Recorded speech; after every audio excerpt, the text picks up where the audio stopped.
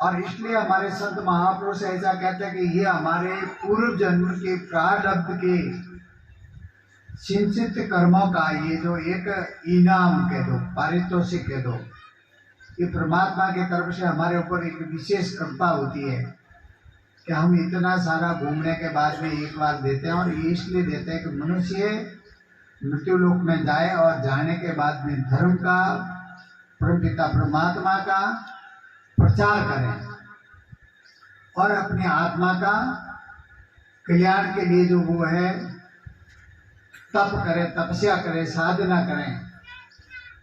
और जब मनुष्य अपने माँ के गर्भ में होता है तब वो परमपिता परमात्मा से प्रार्थना करता है कि हे प्रभु, मुझे इस मल मूत्र की नदियों से छुटकारा दे, मैं मृत्यु लोक में जाऊंगा और तेरा भजन करूंगा और धर्म का प्रचार करूंगा।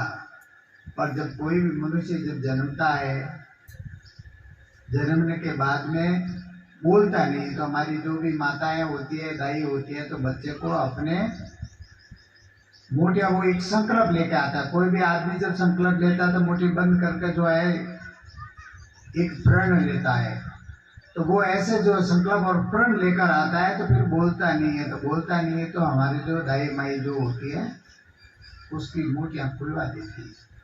अब जब मोटियाँ खोलती है तो बच्चा रोता है और अपनी सांकेतिक भाषा के अंदर भगवान को समाचार करता है रोते हुए कि हे प्रभु, वहाँ मेरे और आपके जो कॉल थे वो अभी पूरे हो गए, यानी कि मैं कुछ जो करने के लिए जो है संकल्प लेके आया था और अब मेरा संकल्प इन्होंने तोड़वा दिया, इसलिए आप मेरे ऊपर भरोसा नहीं करें। पर उसके पश्चात भी ये हमारे जितने जो संत महापुरुष है, कथावाचक है, ये इस धर्म का प्रचार करते हैं ना, हमें जगाते हैं कि हे जीव, ये मनुष्य तू संसार में क्यों आया है, तू क्या कर रहा है, तुझे क्या करना चाहिए।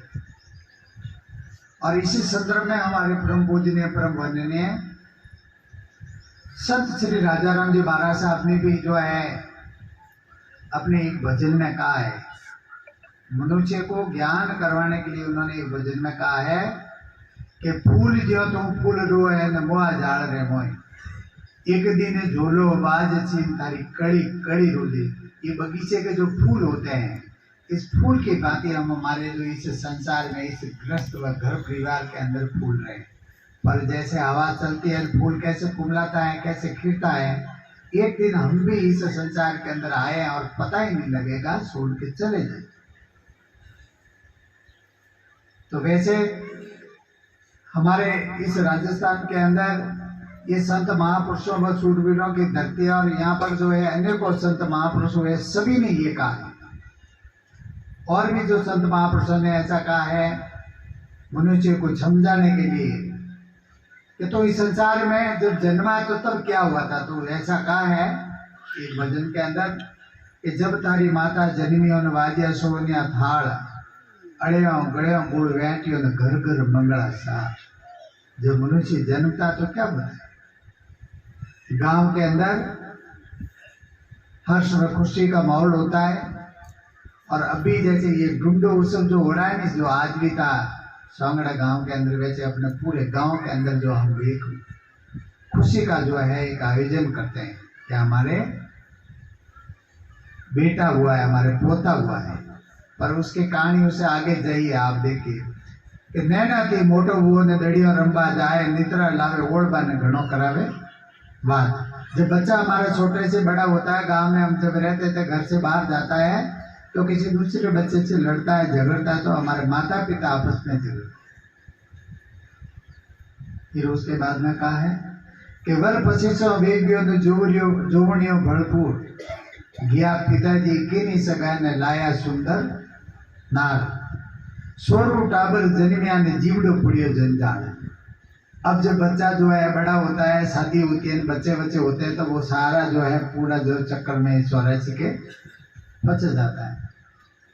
पर अभी आप सबकी क्या दशा हुई वो आप देखिए, उससे आप थोड़े आगे आ गए कि वर्षाटो हो गया ने सिर पर दौड़ा केस टाढ़ दो तो पड़ गया ने नी खावने री उम्मीद। हमें आप रहे हैं और दौड़ाया रा डोकरों ने नाक दांत पड़ गए हैं, कौन होनी चाहिए, तब उससे आगे क्या हो रहा है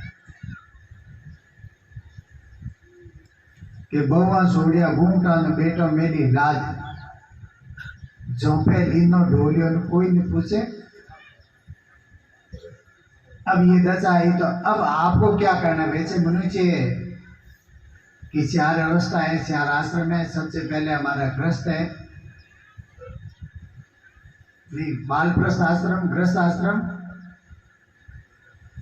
और संन्यास और फिर वानप्रस्थ, ये 4 आश्रम।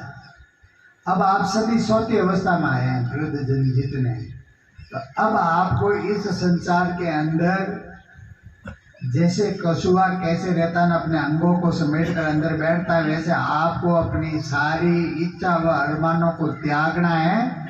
और जैसे वो अंदर बैठे बैठे देखता है वैसे देखना है और अपनी इस आत्मा का कल्याण करना है। और संत महापुरुषों की बातों को मानते हुए कैसे किस विधि से हमें परमात्मा का भजन करना चाहिए। हम जैसे जहाँ भी गुरु की शरण में जाते तो गुरु महाराज हमें कुछ न कुछ जो है एक मंत्र देते हैं जिसके हमें साधना करते हैं, यानी उसका स्मरण करते रहते हैं।